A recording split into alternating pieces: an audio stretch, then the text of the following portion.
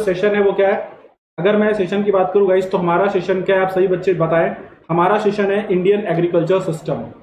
हमारा सेशन क्या है? Indian agriculture system. तो चलो दोस्तों स्टार्ट कर लेते हैं। सारे बच्चे एक बार सेशन को फटाफट शेयर कर देना, क्योंकि मैं स्टार्ट करने जा रहा हूँ इंडियन एग्रीकल्चर सिस्टम। तो गाइस सबसे पहले मैं बात करूं, इंडिया में जो टोटल जमीन है वो कितनी है, आप सबको मैं पढ़ा चुका हूं। 32,87,263 स्क्वायर किलोमीटर ये पूरा एरिया है हमारा। ये इंडिया का टोटल एरिया है। ठीक, अब ध्यान देना, इस एरिया का गाइस अगर हम बात करें, इस एरिया का गाइस अगर हम लोग बात करें तो 57% इस एरिया का दोस्तों, अगर मैं बात कर रहा हूं आप सभी बच्चों से, इस एरिया का दोस्तों 57% जो है, 57% जो है वो यूज किया जाता है किस चीज में? एग्रीकल्चर में। इसको अपन ऐसे देखते हैं, रुको जस्ट अ सेकेंड गाइस, है ना। इसको अपन ऐसे देखते हैं, ज्यादा बेटर रहेगा। ये टोटल एरिया है इंडिया का, ये इंडिया का हमारे देश का टोटल एरिया है गाइस। हाँ जी, वेरी गुड प्रफुल्ल, हाँ जी। अब अगर मैं बात करूं दोस्तों तो इसका 57% जो है हम इस्तेमाल करते हैं एग्रीकल्चर में। और एग्रीकल्चर को हम हिंदी में क्या बोलते हैं गाइस? कृषि। क्या बोलते हैं? कृषि। सारे बच्चे, हाँ जी। और सारे बच्चे यार सेशन को शेयर कर दीजिएगा, सारे बच्चे सेशन को एक बार शेयर कर देंगे। अब दोस्तों अगर मैं बात करूं, कृषि में आप सिंचाई करते हैं। अब यहां पर ना एक छोटी सी नहीं, एक बड़ी सी दिक्कत आपको देखने को मिलेगी, और वो क्या है? इस टोटल 57% का दोस्तों अगर हम लोग बात करें तो 59% जो एरिया है आज भी वो डिपेंड करता है, वो डिपेंडेंट है किसके ऊपर? रेनफॉल पे। अगर बारिश अच्छी होगी तो भाई फसल अच्छी होगी, बारिश अच्छी नहीं होगी तो फसल अच्छी नहीं होगी। और 40% एरिया वो होता है गाइस जिसके बारे में मैं बात करूं, हम यहां पर क्या करते हैं? इरिगेशन करते हैं। और इरिगेशन का मतलब होता है सिंचाई। क्या होता है गाइस? सिंचाई। सारे बच्चे समझ में आ रहा है यहां तक की बात? मैंने आपको क्या बोला कि इंडिया का टोटल एरिया मैंने आपको बता दिया। अब टोटल एरिया का 57% जो पार्ट है वहां पर हम लोग एग्रीकल्चर करते हैं। दैट मीन्स हम लोग क्या करते हैं गाइस? कृषि करते हैं। अब इस टोटल, अब सपोज करो ये एक्स है, ठीक है ना, सपोज कर लेना ये एक्स है। अब इस एक्स का भी 59% एरिया जो है जहां पर हम लोग एग्रीकल्चर कर रहे हैं वो रेनफॉल पे डिपेंड है। और 41% एरिया ऐसा है जो इरिगेशन पे डिपेंड है। हाँ जी बिल्कुल, ये बारिश पे डिपेंडेंट है 59% एरिया। सारे बच्चे, है ना, सारे बच्चे ध्यान देना, ये 59% एरिया मतलब क्या है? हम लोग जो टोटल खेती करते हैं गाइस, तो आज भी उसकी 59% जो हमारी खेती हो रही है पूरे देश में, है ना, वो बारिश पे डिपेंडेंट है। तो हमारे यहाँ पे बहुत अच्छे हालात नहीं है। गुड इवनिंग हिमाद्री, ठीक है, गुड इवनिंग एवरीवन गाइस, है ना। तो गाइस यहां तक की बात सबको समझ में आ रही है कि टोटल एरिया का 57% एग्रीकल्चर किया, उसका 59% डिपेंड करता है रेनफॉल पे और 41% इरिगेशन पे। फर्दर मूव करें तो एक क्वेश्चन आपके एग्जाम में बहुत ज्यादा आता है। अभी मैंने आपको बताया कि हमारे देश में 41% जो एरिया है वहां पर हम लोग किससे काम चलाते हैं दोस्तों? वहां पर हम लोग इरिगेशन करते हैं, यानी कि सिंचाई करते हैं। ये बात मैंने अभी आपको बताई। अब इस 41% को भी अगर हम लोग डिवाइड करें दोस्तों, इस 41% को भी अगर गाइस हम डिवाइड करें तो इसका 47% जो हिस्सा आता है वो आता है वेल एंड ट्यूबवेल से, यानी कि नलों से एवं कुओं से। बेसिकली आप लोगों ने ट्यूबवेल वगैरह देखे होंगे, आपने बोर वगैरह देखी होगी, तो ये क्वेश्चन एग्जाम में कई बार पूछा जा चुका है। गुड इवनिंग राकेश, सौरभ, रिया, ठीक है ना, उत्कल, एवरीवन गाइस। तो अब मैंने क्या बोला है कि 41% एरिया जो है जहां पे हम खेती करते हैं वो उस पे हम लोग सिंचाई करते हैं। अब इस 41% का 57% हिस्सा किस पे आता है? वेल एंड ट्यूबवेल पे। और गाइस आपको मैंने अब तक जितना भी पढ़ाया है इससे एक ही क्वेश्चन आता है कि इंडिया में सबसे ज्यादा जो खेती की जाती है और उसमें जो सिंचाई की व्यवस्था की जाती है वो किससे किया जाता है? तो आंसर हो जाएगा कुएं एवं नलकूपों से। वेल मतलब होता है कुएं और ट्यूबवेल का मतलब होता है नलकूप। और this is super important question guys, ये आपके एग्जाम में कई बार आ चुका है। और इस तरीके से जो आपके वेल्स एंड ट्यूबवेल होते हैं बेसिकली नॉर्थ इंडिया में होते हैं। नॉर्थ इंडिया में क्यों होते हैं? क्योंकि यहां पे पथरीली जमीन नहीं होती, बोर आसानी से हो जाते हैं, ठीक है। देन 31% पार्ट में हम लोग नहरों से सिंचाई करते हैं, कैनल मतलब नहर। 6% एरिया में अपन लोग क्या करते हैं? टैंक्स बनाते हैं। और टैंक्स बनाए जाते हैं साउथ इंडिया में, दक्षिण भारत में, क्योंकि गाइस आप सारे बच्चे बहुत अच्छे से एक बात जानते हो कि वहां पे चट्टाने बहुत ज्यादा है, वहां पे चट्टाने बहुत ज्यादा है दोस्तों। यस और नो? वहां पर चट्टाने बहुत ज्यादा हैं तो क्या होगा? आप सब जानते हो दोस्तों कि वहां पे बोर करना इतना आसान नहीं होगा इन एरियाज में। और बारिश बहुत ज्यादा होती है तो टैंक में वाटर को स्टोर करके रखा जाता है। और बचे हुए 6% ये अदर है। तो आपको एक क्वेश्चन और आ जाएगा कि वेल एंड ट्यूबवेल का इस्तेमाल सबसे ज्यादा कहां पर होता है? नॉर्थ इंडिया में होता है। यस और नो? मोस्टली नॉर्थ इंडिया में होता है। और आपको यही क्वेश्चन आएगा कि इंडिया में सबसे ज्यादा सिंचाई किससे होती है, तो आपको बताना है वेल एंड ट्यूबवेल से। क्या सारे बच्चों को इसमें कोई इश्यू आ रहा है? तो मुझे एक बार बता दो।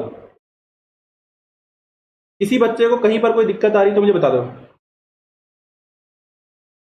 यस और नो? यहां तक किसी को कोई इशू आ रहा है तो बताओ, है ना? देखो यहाँ पे डेटा है यार, और डेटा में मैं इसमें एक्सप्लेन करने जैसा है नहीं, इसलिए मैंने सोचा कि इसको टाइप करवा के करा देता हूँ, ठीक है ना? यहाँ पे एक्सप्लेन करने जैसा कुछ है नहीं तो मैं पूरा कर दूंगा। हाँ, बस आगे जाकर के अपन लिख लेंगे, कोई दिक्कत नहीं। यहाँ तक किसी को कोई इशू है तो मुझे बता दो, नहीं तो मैं आगे चलूँ। Good evening everyone guys, everyone. एक बार मुझे कमेंट करके बता देना कि कोई दिक्कत हो। वेल एंड ट्यूबवेल का मतलब होता है बेटा कुएं एवं नलकूप। आप लोगों ने देखा होगा ना कि बोर वगैरह देखे होंगे आप लोगों ने, है ना? तो जो बोर वगैरह होते हैं उन्हीं से जो सिंचाई होती है, जो इरिगेशन होता है, उनको बोलते हैं वेल एंड ट्यूबवेल। बेटा रिवर किस में आएगा? रिवर से आप क्या निकाल लोगे? कैनल निकाल लोगे। रिवर से क्या निकाल लोगे? कैनल निकाल लोगे। दूसरा अगर मैं बात करूं तो आप रिवर का भी पानी टैंक में स्टोर भी कर सकते हो, अदर रिसोर्सेस में भी लेकर के जा सकते हो, पर मेनली कैनल्स में आएगा, मेनली कैनल्स में आएगा रिवर्स में। डन। हाँ जी बिल्कुल, रेनफॉल का वाटर भी यहाँ पे आ जाएगा अदर्स में। चल, एक्चुअली क्या है दोस्तों, रेनफॉल का वाटर तो आप अलग अलग सोर्सेज पे स्टोर करोगे ना, नदियों में भी जा रहा है वो, टैंक में भी स्टोर करोगे। बात समझ पा रहे हो क्या?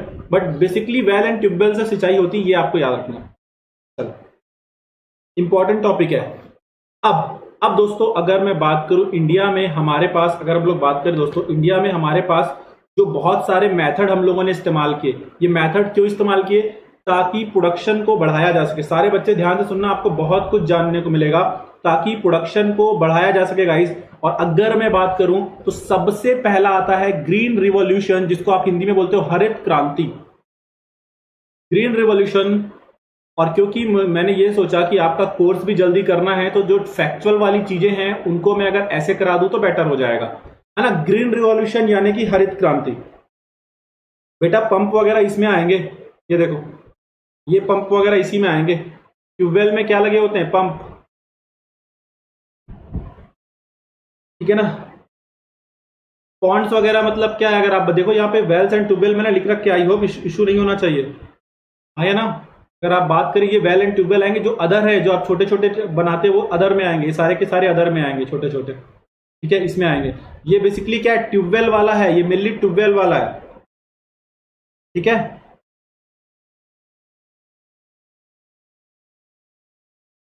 मैंने अभी बताया ये नॉर्थ इंडिया में आता है, वेल एंड ट्यूबवेल का ज्यादा नॉर्थ इंडिया में आता है भाई। सब कोई टाइम पे आया करो यार। और टैंक वगैरह का ज्यादा कहां पे आता है? तो साउथ इंडिया में आता है। रीजन भी मैंने बताया था, यहाँ पे बहुत ज्यादा प्लेट्यू आपको देखने को मिलता है, याद है? यहाँ पे बहुत ज्यादा प्लेट्यू देखने को मिलता है, और यहाँ पे हमको क्या मिलते हैं? प्लेन मिलते हैं, मैदान मिलते हैं। सारे बच्चे यार टाइम पे आना है कल से, है ना? है ना? टाइम पे आना है सबको। तो मैं बात कर रहा हूँ ग्रीन रिवॉल्यूशन की, हरित क्रांति की।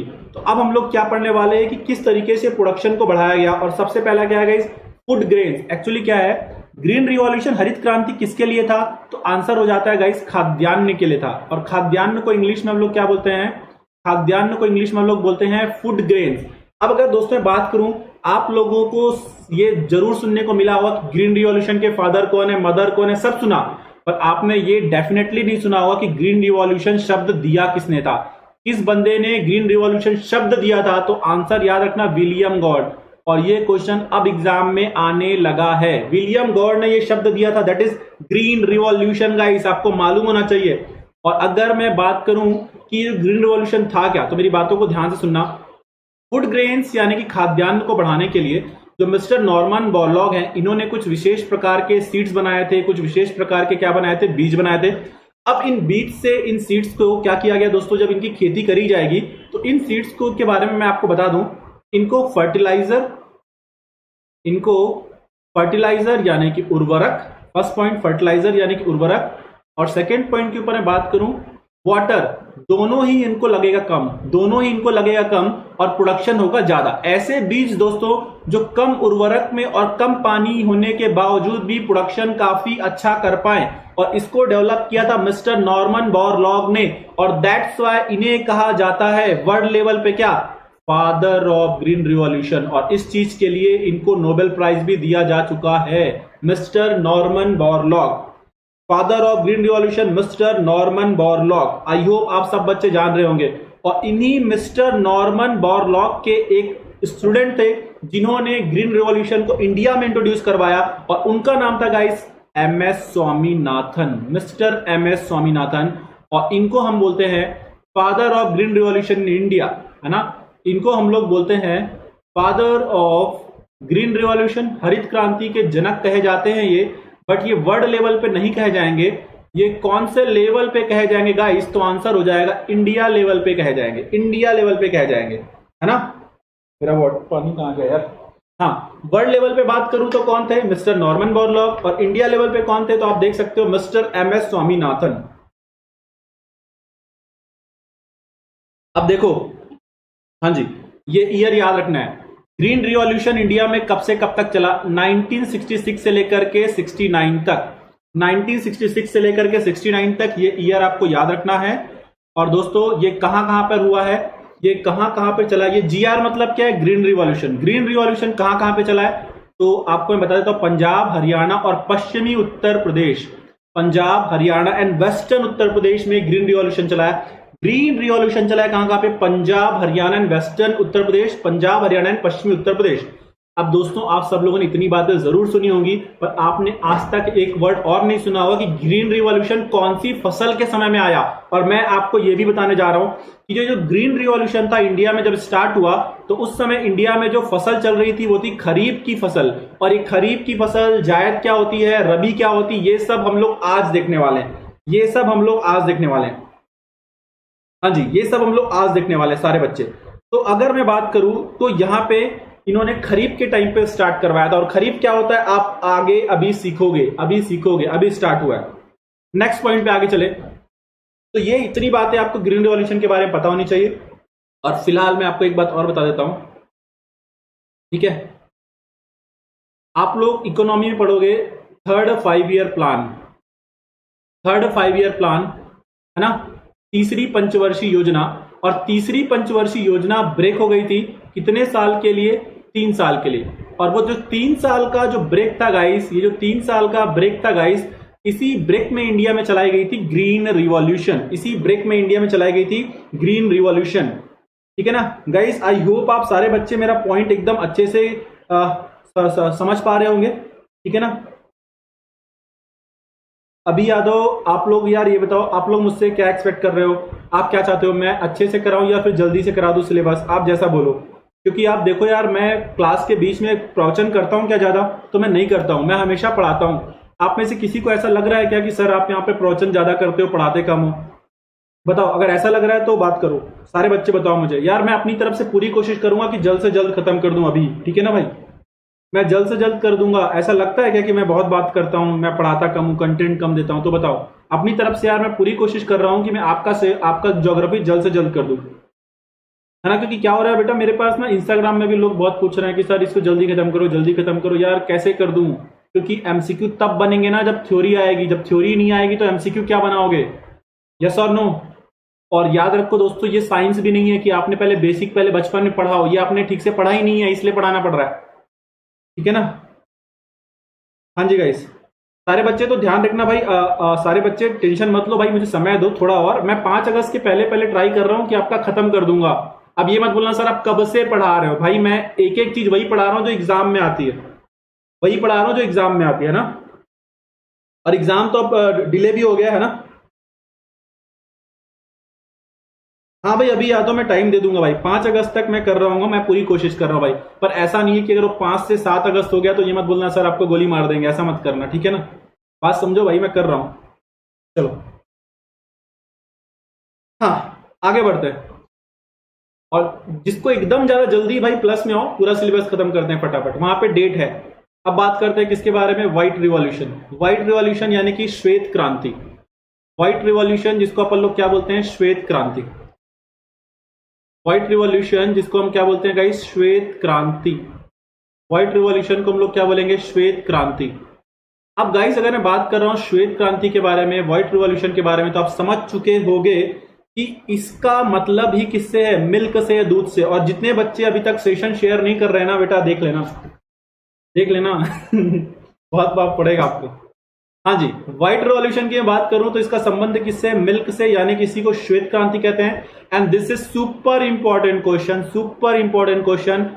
ऑपरेशन फ्लड का रिलेशन किससे है? तो याद रखना, operation flood is related with white revolution और you can say that milk से है। यस और नो? ऑपरेशन फ्लड का मतलब ये नहीं कि बाढ़ आ गई, नहीं, ऑपरेशन फ्लड का लेना देना है मिल्क से।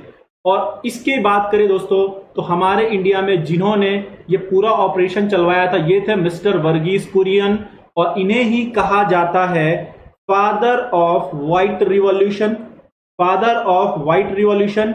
और ये कोई छोटे मोटे बंदे नहीं है, he was the founder of Anand milk union limited, जिसे आप शॉर्ट में अमूल के नाम से जानते हो। और गाइस यही अमूल है, यही अमूल है जो रोज ऐड आता है, अमूल दूध पीता है इंडिया। यस और नो? ये वही अमूल है। तो इस अमूल के फाउंडर थे मिस्टर वर्गीस कुरियन, और इन्हें कहा जाता है फादर ऑफ व्हाइट रिवॉल्यूशन। तो इन्होंने ही लाया था ऑपरेशन फ्लड, याद रखना, इन्होंने ही लाया था ऑपरेशन फ्लड। और ऑपरेशन फ्लड का मतलब बाढ़ नहीं है, ऑपरेशन फ्लड का मतलब है with respect to white revolution. आप सबको ये बात पता होना चाहिए। नेक्स्ट क्वेश्चन की तरफ बढ़ते हैं। अब ये कुछ खास है नहीं, बट ये मैं आपको बताता जाऊंगा, आप याद रखना। मेन तो चीजें हैं मुझे बतानी है, वो मैंने आपको बताई हैं, अब आपको ध्यान देते जाना है। चलो, तो मिल्क के प्रोडक्शन को बढ़ाया गया। हाँ जी, blue revolution fish, black revolution petroleum, yellow oil seeds, oil seeds को हिंदी मीडियम वाले बच्चे क्या बोलेंगे? तिलहन। गोल्डन रिवॉल्यूशन का संबंध किससे था? फ्रूट से, यानी कि फलों से। नेक्स्ट आ जाओ। पिंक रिवॉल्यूशन का मतलब ध्यान देना, एक विशेष प्रकार की फिश होती, मछली होती, जिसको अपन लोग बोलते हैं प्रॉन फिश, झींगा मछली, और साथ में होता है अनियन यानी कि प्याज। ग्रे रिवॉल्यूशन का संबंध किससे होता है? फर्टिलाइजर से। ब्राउन का किससे होता है? नॉन कन्वेंशनल एनर्जी रिसोर्सेज, जिसको आप हिंदी में क्या बोलते हो? ऊर्जा के गैर परंपरागत स्रोत, ऊर्जा के गैर परंपरागत स्रोत, है ना, गैर परंपरागत स्रोत, इनके लिए लाया गया है ब्राउन रिवॉल्यूशन, ब्राउन रिवॉल्यूशन। हाँ जी। सिल्वर यानी कि बात करें, सिल्वर रिवॉल्यूशन का संबंध है किससे? एग से, यानी कि अंडों से, और इसके अलावा चिकन से, अंडों से, और इसके अलावा इसका रिलेशन है गाइस चिकन से, ठीक है ना। हाँ, तो याद रखना इसका संबंध है चिकन से। नेक्स्ट पॉइंट पे अगर गाइस मैं आऊं तो अगला हो जाएगा रेड रिवॉल्यूशन, रेड रिवॉल्यूशन।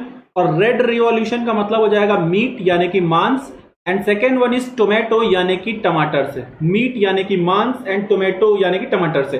भाई ये सिर्फ बताने वाले पॉइंट्स है, ये मुझे एक्सप्लेन कर लेने दो, इसमें ऐसा कुछ समझाना नहीं है, है ना। तो बस एक बार मुझे बता दें दो यार, इसमें स्लो करेंगे तो फिर मजा नहीं आएगा, क्योंकि आगे अभी समझने का बहुत है।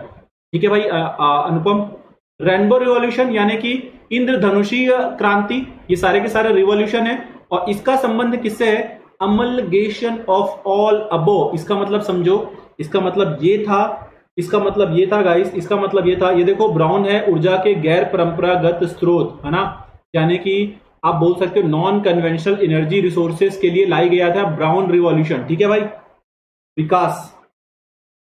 हाँ, अमलगेशन ऑफ ऑल अबव का मतलब क्या होता है? मेरी बात को ध्यान से सुनो भाई, जूट के लिए आ रहे हैं ना? नहीं अमित जी आप गलत है, जूट के लिए होता है गोल्डन फाइबर, उस पर भी आ रहा है, टेंशन मत लो।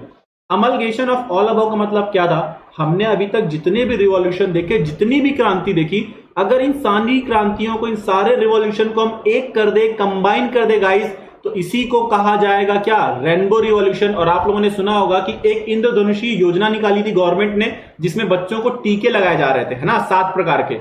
यस और नो? तो जितने रिवॉल्यूशन है सबको कंबाइन कर दोगे तो कहलाता है रेनबो रिवॉल्यूशन। और ये रिवॉल्यूशन याद रखना किस फील्ड से रिलेटेड है? एग्रीकल्चर वाले फील्ड से रिलेटेड है।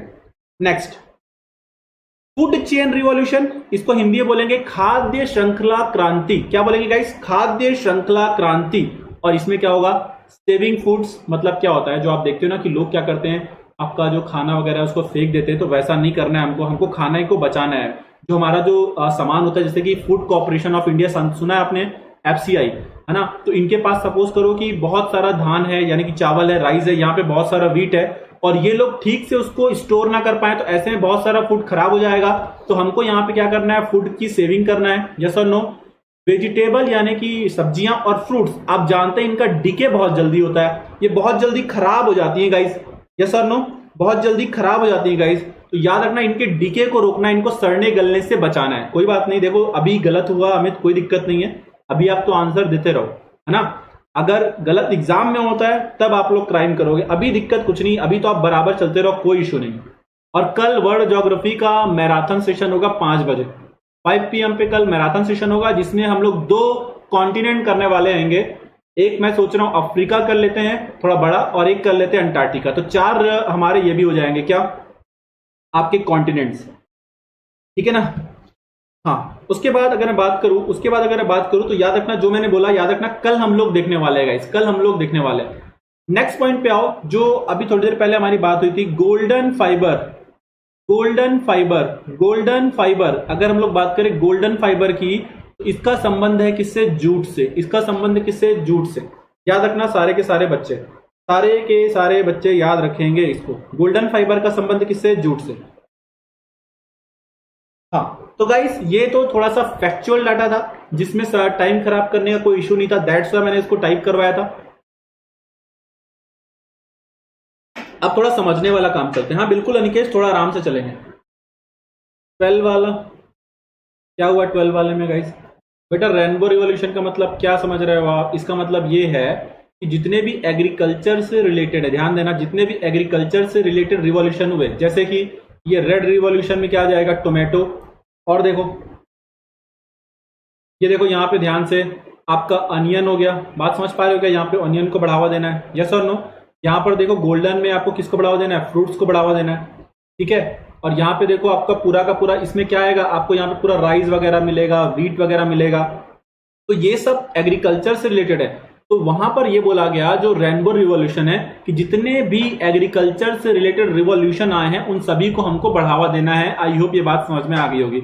और टेंशन मत लो, FASSI वगैरह का इससे रिलेशन नहीं है, हम लोग पढ़ेंगे कि उसके क्या नॉर्म्स होते हैं और उसके पैकेजिंग में जो लिखा होता है उसका मतलब क्या होता है ना, अभी इससे संबंधित नहीं है वो, ठीक है। हाँ जी, मैंने देख लिया सौरभ आपका कमेंट होती, ठीक है ना। हाँ, प्रफुल्ल ने आंसर भी दे दिया, फूड प्रोसेसिंग। हाँ जी, प्रफुल्ल का आंसर भी सही है।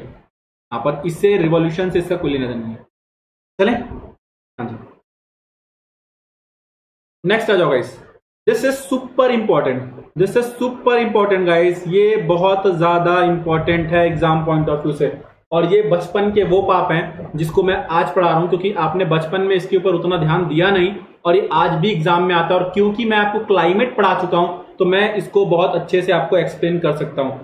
अमलगेशन का मतलब मैंने वही बताया भाई कि अमलगेशन का मतलब कॉम्बिनेशन ऑफ ऑल, आप बोल दो, आप सिंपल भाषा में समझ लो कि जितने भी कृषि से संबंधित क्या थे, जितने भी कृषि से संबंधित आपके रिवॉल्यूशन थे उन सभी को कंबाइन कर दोगे तो अमलगेशन हो जाएगा, है ना। मैं बोल देता हूं कि आपके सारे सब्जेक्ट्स में पढ़ाऊंगा तो क्या हो गया, अमलगेशन हो गया।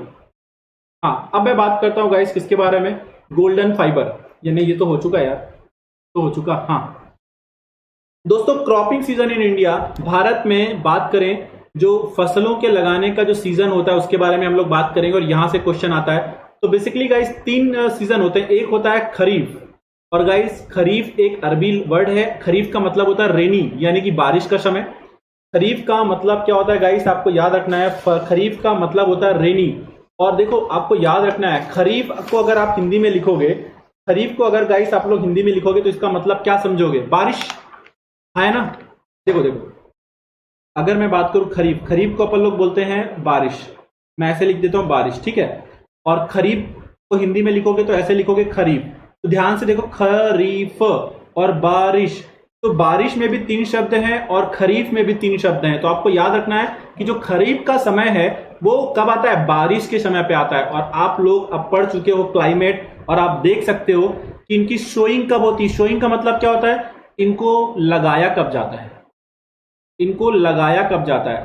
तो क्योंकि ये लोग खरीफ की फसलें हैं, यानी कि बारिश के टाइम पीरियड की फसलें हैं गाइस, बारिश के टाइम पीरियड की फसलें हैं, तो इनको बारिश के समय ही लगाया जाएगा, जून जुलाई में इनको लगावा जाएगा। जैसे कि जो बच्चे ग्रामीण परिवेश से हैं, जो बच्चे रूरल बैकग्राउंड से, वो बहुत अच्छे से जानते हैं चावल, यस और नो, कपास कॉटन, जूट, मेज मक्का, ग्राउंडनट मूंगफली, टोबैको तंबाकू, सोयाबीन, ये सारे के सारे अभी लगाए जा रहे हैं। ये सारे के सारे बरसात के समय में लगाए जा रहे हैं। सही बोल रहा हूं, गलत बोल रहा हूं, आप कमेंट करके बताओ मुझे, यस और नो। अमित बताओ सोया स्टेट किसको बोलते हैं? अमित एंड ज्योतिरादित्य है ना। और एमपी से कौन है वो सारे बच्चे मुझे बताएं कि सोया स्टेट किसको बोलते हैं। ठीक, तो ये बात सबको समझ में आ रही है। जून जुलाई में लगा लिया क्योंकि जून जुलाई बारिश का समय है, तो बारिश और खरीफ में 3 शब्द। और इसकी कटाई हो जाती है यानी कि हार्वेस्टिंग हो जाती है कब? जब रेनी सीजन खत्म हो जाता है। और खत्म कब होता है? हमने देखा था कि दोस्तों हम लोगों ने पढ़ा था कि जून से लेकर के, है ना, जून जुलाई अगस्त ये पूरा रहता है, सितंबर में खत्म हो चुका होता है ना, अगस्त में खत्म हो चुका रहता है। तो जैसे ही रेनी सीजन खत्म हुआ, आप देखो इसकी हार्वेस्टिंग चालू हो जाती है, इसकी कटाई चालू हो जाती है सारे बच्चे। अब बताओ क्या इसको रटना पड़ेगा? इसको रटना नहीं पड़ेगा, इसको रटना नहीं पड़ेगा। अब अगला है रबी की क्रॉप। हाँ जी, बिल्कुल बिल्कुल, राकेश, सागर, ज्योतिरादित्य, एवरीवन, हाँ सही आंसर है भाई आप लोग का। तो अगर मैं बात करूं किसके बारे में, अगर मैं बात करूं किसके बारे में, रबी, तो रबी को आप ऐसे याद कर लेना, राबी की फसल को आप लोग ऐसे याद कर लेना, राबी को याद कर लेना आप सर्दी। तो सर्दी में भी कितने वर्ड होते हैं? 2, और रबी में भी कितने वर्ड होंगे? 2, हिंदी की बात करें तो, ठीक है ना। तो सर्दियों के समय में लगाया जाता है गाइज, और आप जानते हो अक्टूबर के का स्टार्टिंग के समय से हल्की हल्की धीरे धीरे ठंड पड़नी स्टार्ट हो जाती है, तब इनको लगाया जाता है, इनकी शोइंग कराई जाती है। और फसलें कौन सी हैं? गेहूं हो गया आपका, जौ हो गया आपका, गेहूं है ये आपका क्या है? जौ है, ये चना है, ये तिलहन है, ये मटर है, और ये दालें हैं, एक्सेट्रा। तो गाइज जितनी फसल यहाँ पे लिखी है सारी फसल आपको याद होनी चाहिए। हाँ जी, मालवा रीजन में, हाँ ठीक है। सोया स्टेट मध्य प्रदेश, हाँ बिल्कुल आकाश, ठीक है। तो यहां तक किसी को इशू नहीं है। और आप देखते हो गेहूं की कटाई जो है वो मार्च अप्रैल से स्टार्ट हो जाती है। और जब आपने देखा था कि जो कोरोना वायरस आया था, ये जो पेंडेमिक स्टार्ट हुआ था इंडिया में, तो इस समय इसकी कटाई चालू थी, यस और नो। और आपने बहुत बार न्यूज में देखा कि हमको हमारे गेहूं काटने जाना है, हमको हमारे गेहूं काटने जाना है। आई होप याद आ रहा होगा। और जो सबसे छोटा टाइम पीरियड होता है ये होता है जायद। जायद बेसिकली गर्मियों के टाइम पीरियड होता है, ये गर्मियों का टाइम पीरियड होता है। और आप देख सकते हो गाइज, जब गर्मियों का समय आएगा तब इसको लगाना चालू होता है और जून जुलाई तक ये समाप्त भी हो जाता है, यस और नो, खत्म हो जाता है। और मेनली यहाँ पे फ्रूट्स एंड वेजिटेबल लगाए जाते हैं, और खास करके वो जिनमें बेल होती है, जैसे कि वाटरमेलन ले लो, कुकुम्बर ले लो, यस और नो। तो जितने भी जो बेल वाले होते हैं ना फल वगैरह, वो इसी समय लगाए जाते हैं। तो गाइस ये थे हमारे सीजन, थे किस चीज के? क्रॉपिंग सीजन थे हमारे।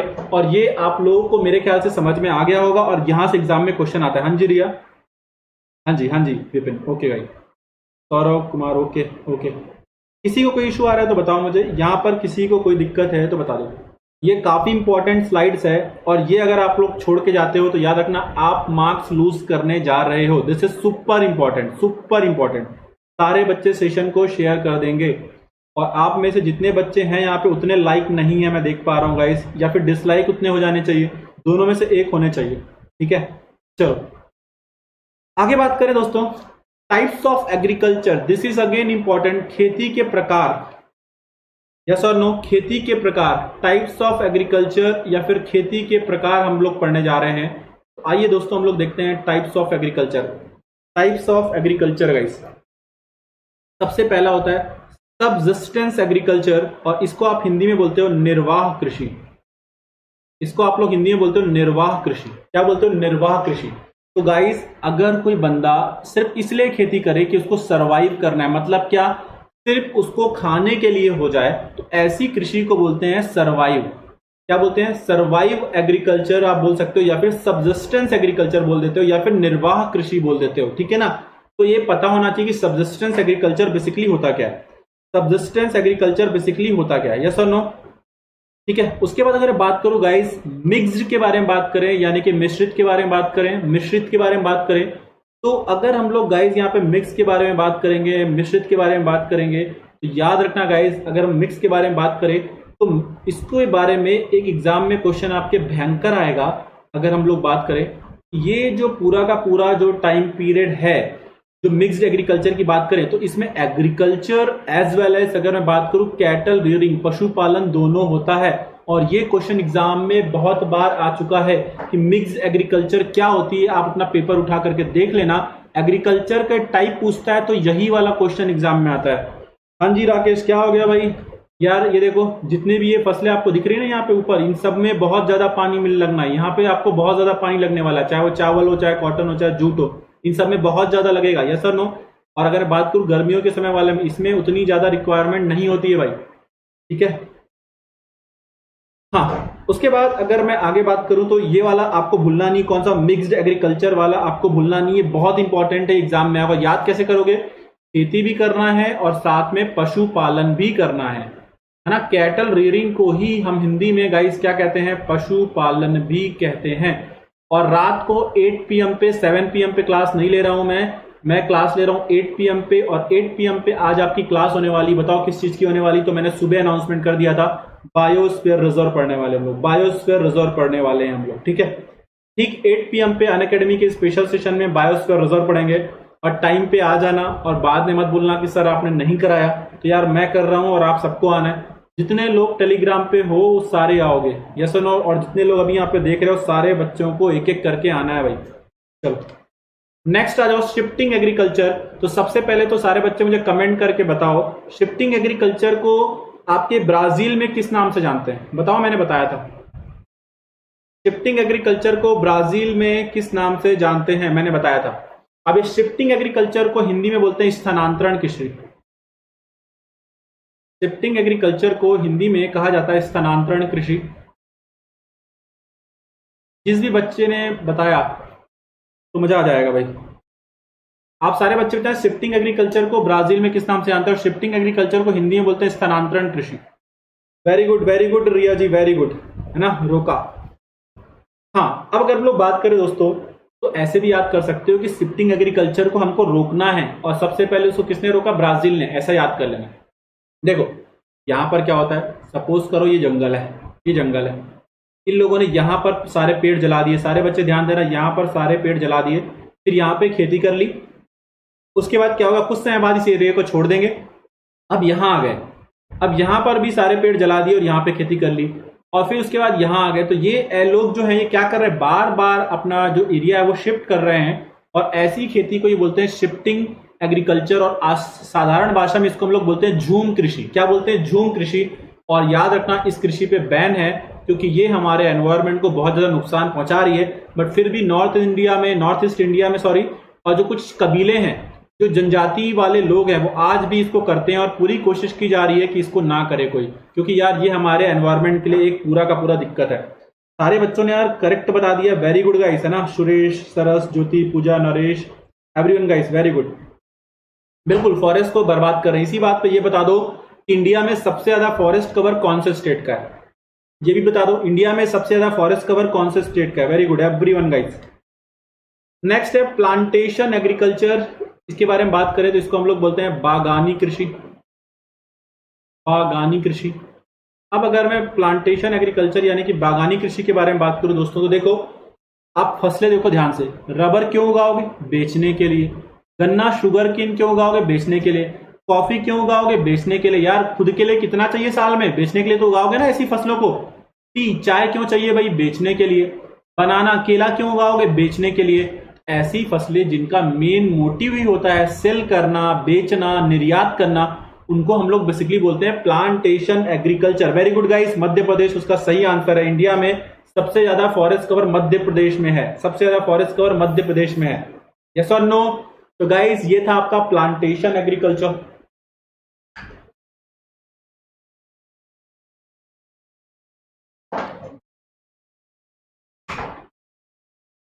इंटेंसिव एग्रीकल्चर को हम हिंदी में सघन कृषि बोलते हैं। हालांकि इसको एक बार आप लोग क्रॉस चेक कर लेना, मैं वैसे जितना मुझे याद है इसको इंटेंसिव एग्रीकल्चर को हिंदी में सघन कृषि बोलते हैं। अब देखो ये क्या होती है, सघन कृषि जो होता है वो विकासशील देश करते हैं, मतलब हमारे जैसे लोग, है ना, हमारे जैसे लोग करते हैं। यस और नो।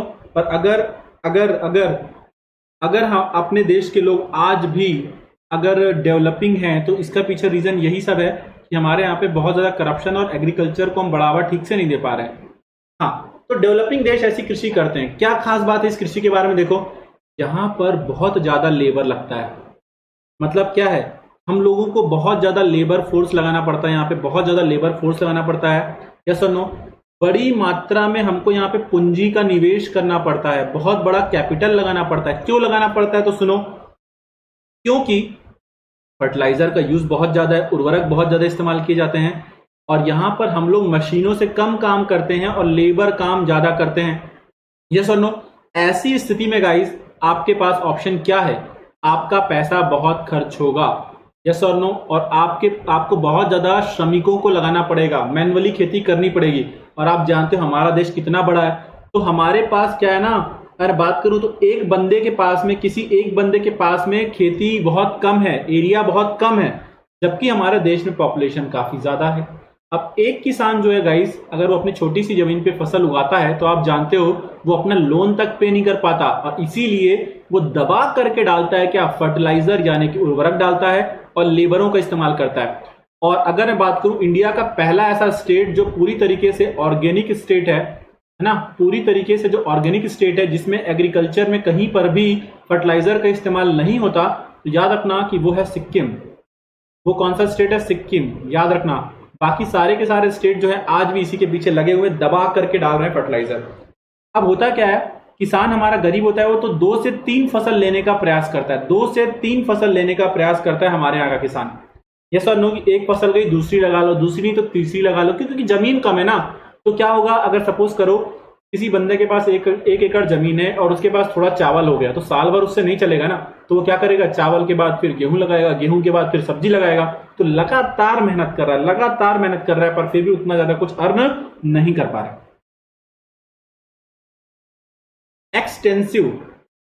एक्सटेंसिव को अगर मैं गलत नहीं हूं गाइस, तो इसको हिंदी में बोलते हैं व्यापक कृषि। हालांकि मैं बोलूंगा कि आप लोग इसको एक बार फिर से चेक कर लेना, बट आई थिंक मैं एकदम करेक्ट हूं। व्यापक कृषि, ऐसी कृषि कौन लोग करते हैं, विकसित देश। ऐसी कृषि गाइस कौन लोग करते हैं, तो आंसर हो जाएगा विकसित देश करते हैं। डेवलप्ड कंट्रीज ऐसी कृषि को करती हैं, डेवलप्ड कंट्री ऐसी कृषि को करती हैं, ठीक है, हाँ जी। अब ये लोग क्या करते हैं, बहुत ही लिमिटेड क्या लगाते हैं, लेबर, मतलब कि ये लोग मैनुअल वर्क ज्यादा नहीं करते। ये लोग गाइस अगर मैं बात करूं बहुत ज्यादा मैनुअल वर्क नहीं करते, इनका फोकस होता है किसके ऊपर, मशीन पे। अब यहां पर मैं अगर बात करूं डेवलप्ड कंट्री मतलब क्या, आप एग्जांपल ले लो न्यूजीलैंड का, तो ऐसे एरियाज में आप देखो पॉपुलेशन बहुत कम है, पर एक किसान के पास में जमीन काफी ज्यादा है, तो वो क्या करेगा, एक बार जब वो प्रोडक्शन करेगा, है ना, ज्यादा ना तो फर्टिलाइजर डाल रहा है ना ज्यादा वो उसको लेबर कॉस्ट आ रहा है, तो उसको उत्पादन कैसा होगा, सरप्लस। सरप्लस मतलब क्या होगा, जरूरत से ज्यादा। सरप्लस का मतलब होता है जरूरत से ज्यादा। अब एक बात बताओ, हमारा किसान जो था वो एक सीजन में क्या कर पाता था, जरूरत से ज्यादा पैदा कर पाता था क्या, छोटा किसान नहीं। तो ऐसे में हमारा किसान क्या करता था, हमारा किसान क्या करेगा, अलग अलग फसलों को लेने का ट्राई करेगा, जबकि उनके यहाँ का किसान क्या करेगा, ऐसा नहीं करेगा, उसके पास जरूरत से ज्यादा आ रहा है। बात समझ पा रहे हो क्या, हाँ या ना। तो हमारे यहाँ का जो किसान है वो साइकिल में घूमना पड़ता है, जबकि अमेरिका का किसान घूमता है मर्सिडीज में। बात समझ पा रहे हैं सर। अब तो इंडिया को भी डेवलप्ड बता रहे हैं भाई, मुझे तो नहीं लगता कि अभी इंडिया डेवलप्ड है, अभी इंडिया डेवलपिंग है, अभी इंडिया डेवलपिंग है ना। और मैं बचपन से डेवलपिंग सुन रहा हूँ, और पता नहीं मैं जब ऊपर जाऊंगा तब तक डेवलपिंग रहेगा या डेवलप्ड हो जाएगा। अभी तो मुझे चांसेस तो इसी के दिख रहे हैं कि आगे भी ऐसा ही रहेगा। और जैसे हमारा यूथ जो है, जब टिकटॉक आया तो टिकटॉकिया बन गया, आजकल इंस्टाग्राम में रील्स में बिजी है, यस और नो। तो अगर ऐसे ही करते रहोगे तो डेवलपिंग ही बने रहेंगे भाई, ठीक है। कोशिश करो इन सब चीजों से दूर आओ, आगे बढ़ते हैं। अब हम देखने वाले हैं कि खाद्यान्न के उत्पादन में किस स्टेट का क्या पोजीशन है, और इंडिया का पोजीशन वही याद रखना है जिसकी जरूरत है, जिसकी जरूरत है, अदरवाइज आप अपनी लाइफ को संकट में डाल लोगे। और मैंने कोशिश किया है कि मैं लेटेस्ट डाटा आपको बताऊं, ठीक है ना। फिर भी अगर डेटा बीच में चेंज होता है तो मैं अपडेट कर दूंगा, बट फिलहाल मैंने प्रयास किया है कि मैं आपको लेटेस्ट डाटा दूं, ठीक है ना। पंजाब में सारे नहीं करते भाई, सबके पास वहां पे बहुत जमीन नहीं है। हाँ, पर हेक्टेयर अगर मैं बात करूं तो वहां पे प्रोडक्शन काफी है, बट अगर आप बोल सकते हो हाँ मैक्सिमम की हालत अच्छी है, पर सबकी हालत अच्छी नहीं है वहां पर भी, ठीक है। अब बात करते हैं हम लोग राइस की, चावल की बात करते हैं। तो गाइस अगर हम लोग चावल की बात करें तो नंबर 1 कंट्री है चाइना, सेकंड हमारा पोजीशन है। और आपसे पूछ लिया जाएगा कि भारत का मुख्य फसल कौन सा है, भारत का मुख्य फसल कौन सा है, तो याद रखना भारत का मुख्य फसल चावल है। और चावल में नंबर 1 स्टेट है कौन, बंगाल। वेस्ट बंगाल जो है वो चावल में नंबर 1 फसल है। हालांकि राइस बाउल किसको बोलते हैं, अगर मैं आपसे बोल दूं राइस बाउल, धान का कटोरा किसको बोलते हैं, तो यहां पर आंसर हो जाता है छत्तीसगढ़। क्यों, क्योंकि भाई उनका जो प्रोडक्शन है, कम एरिया में प्रोडक्शन काफी अच्छा होता है, कम एरिया में प्रोडक्शन काफी अच्छा होता है, तो राइस बाउल बोलते हैं छत्तीसगढ़ को। बट इसका ये मतलब नहीं कि छत्तीसगढ़ की रैंकिंग 1 है, नहीं भाई, छोटा सा एरिया है हमारा, तो याद रखना कि टॉप पे है वेस्ट बंगाल, सबसे ज्यादा खेती यहीं पर होती है चावल की। अगला है गेहूं। अब अगर मैं गाइस वीट की बात कर रहा हूं, गेहूं की बात कर रहा हूं, तो यहां पर भी नंबर 1 चाइना है और ये इंडिया का दूसरा मुख्य फसल है, सेकेंड मेजर क्रॉप है ये इंडिया का। और यहां पर नंबर 1 आपको देखने को मिलेगा उत्तर प्रदेश, सेकेंड पे पोजीशन पे पंजाब, थर्ड पे हरियाणा, फोर्थ पे मध्य प्रदेश। बट गाइस ध्यान ये चीज देखना, पर हेक्टेयर प्रोडक्शन, प्रति हेक्टेयर उत्पादन के मामले में, चाहे वीट हो चाहे राइस हो, याद रखना कौन है? पंजाब। मतलब क्या है? कम जमीन पर ज्यादा प्रोडक्शन करने का जो आप बोल सकते हो पावर है, या फिर आप बोल सकते हो जिसके पास टेक्निक है, जिसके जो कर रहा है, वो कौन है? पंजाब है। बात सबको समझ में आ रही है? कम कम जमीन पे ज्यादा प्रोडक्शन करता है पंजाब। बट ओवरऑल अगर हम लोग बात करें तो नंबर 1 कौन है? नंबर 1 कौन है गाइस? यूपी है। यूपी, उत्तर प्रदेश है, दबा करके गेहूं होता है। ठीक है,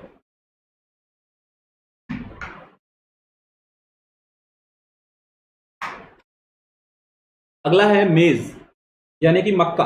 अब गाइस हम लोग बात करें, हाँ सारे बच्चे सही बता रहे हो आप लोग। अब हम लोग बात कर रहे हैं किसके बारे में? मेज यानी कि मक्का। काफी इंपॉर्टेंट है ये। इसमें नंबर 1 कौन है? यूएसए। इंडिया में नंबर 1 है गाइस कर्नाटका, सेकंड है राजस्थान और थर्ड है मध्य प्रदेश। और याद रखना मेज का इस्तेमाल यानी कि मक्के का इस्तेमाल बनाने के लिए किया जाता है एक जैव ईंधन। जैव ईंधन को इंग्लिश में बोलते हैं बायोफ्यूल, जिसका नाम क्या? मीथेनॉल। क्या नाम है? मीथेनॉल। यस और नो? मीथेनॉल।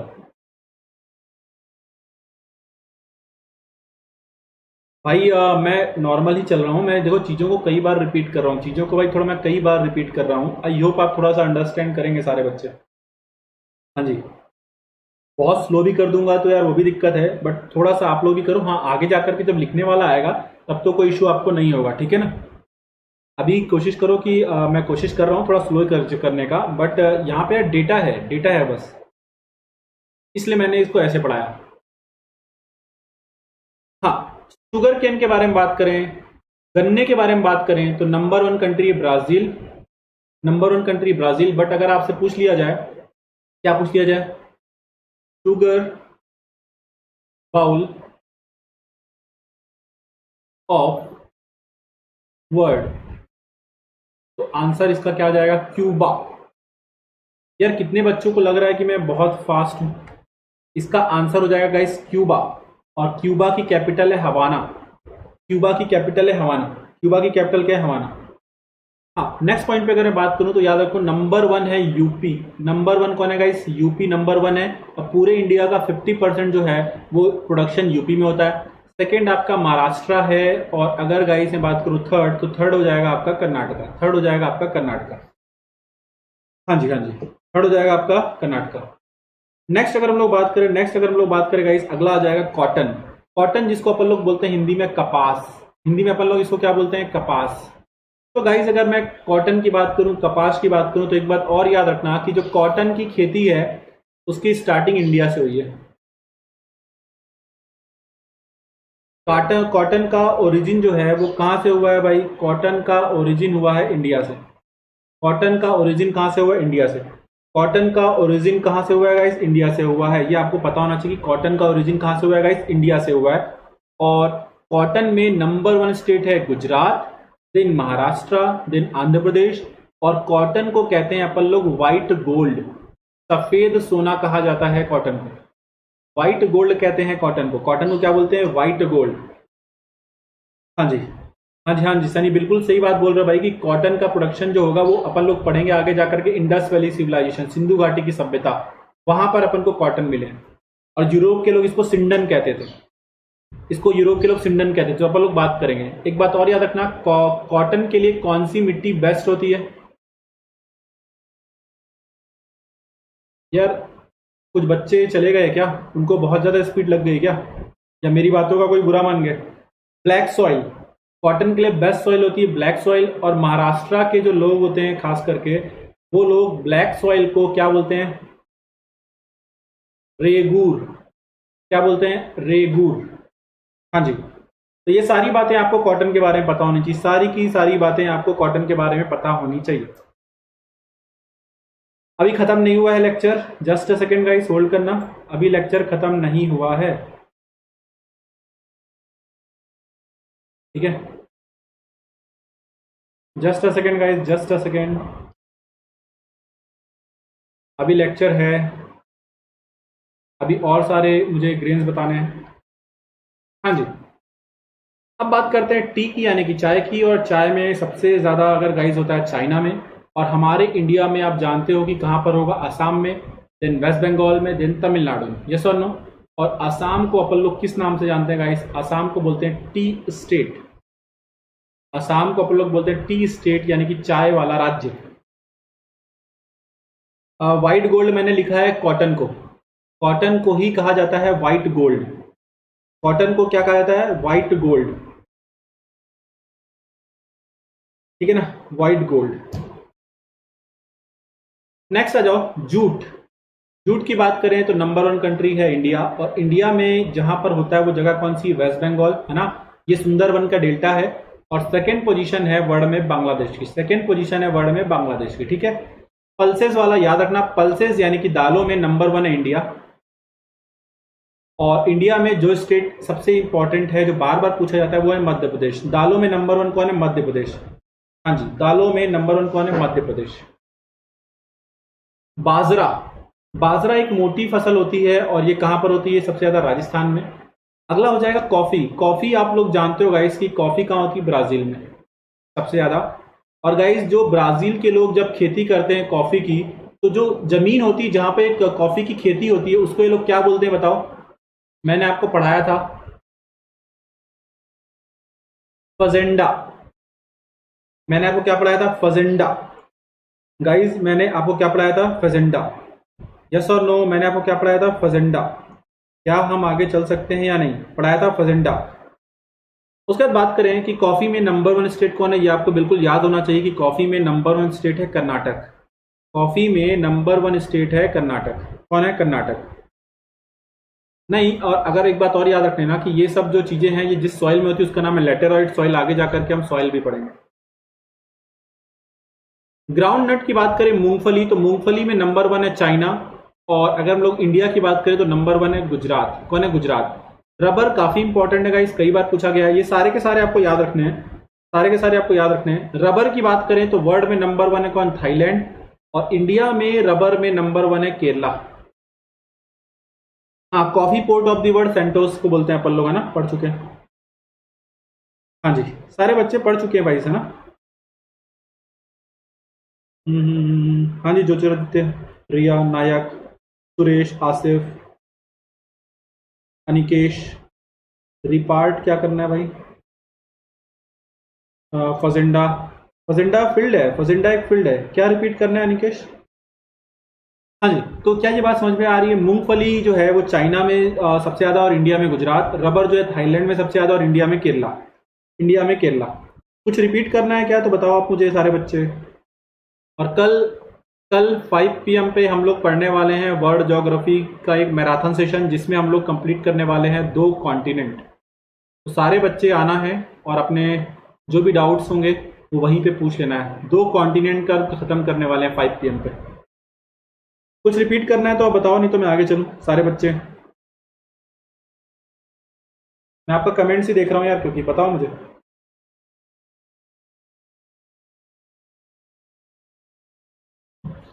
हम्म,